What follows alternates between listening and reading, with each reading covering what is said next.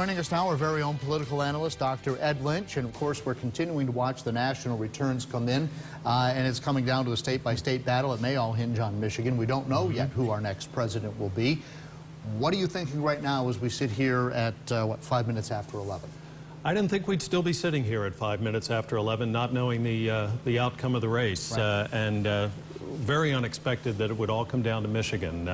There are only a few states still left. I mean, some have not been called, but California is no surprise. Washington and Oregon will not be a surprise.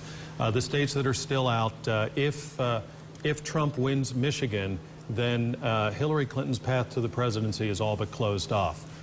Yeah, you and I were looking at, Georgia's leading towards Trump, North Carolina leaning towards Trump, Florida just went to Trump, so those, North Carolina, I believe I just said, so then you throw Michigan in, and then it's pretty much a done deal at that point. So. Well, all Trump has to do at this point is continue to lead and to win in the states where he is currently leading.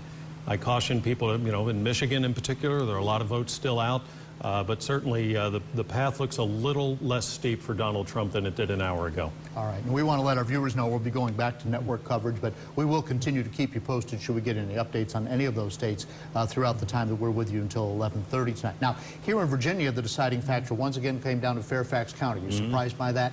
No, not at all. Fairfax County has a lot of people there who work for the government, and in a way, this election has come down to those who are pro the government in Washington and those who are suspicious of the government in Washington. And one of the reasons this has come in so close is that level of suspicion, not to mention the level of dislike for Hillary Clinton and Donald Trump, but more for Hillary Clinton, has been underestimated, which is, even if Clinton wins at this point, it's going to be a much, much closer win than I think she expected and all of her backers expected. Now, lots of people are questioning what she must be saying to her aides and in private tonight, and I'm sure that there will be a lot of conjecture on that.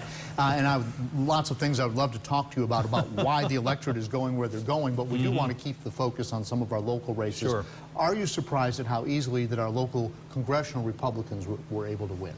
Well, Bob Goodlatte and Morgan Griffith, that race did not surprise me at all. The one that I was watching most closely was the one in the 5th District with Tom Garrett and Jane Dittmar, and that was a race that the Democrats had high hopes for.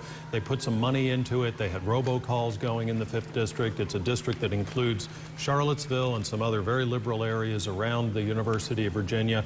When it went as early as it did, that made me think that Virginia was going to be closer than a lot of people thought. And again, Virginia should have been wrapped up in August. Yeah, with Tim Kaine. With Tim Kaine on the ticket? Sure. Yeah. So I was not surprised that it went towards Clinton, but I was surprised it was close. Okay. Dr. Ed Lynch, thank you very much. Lindsay.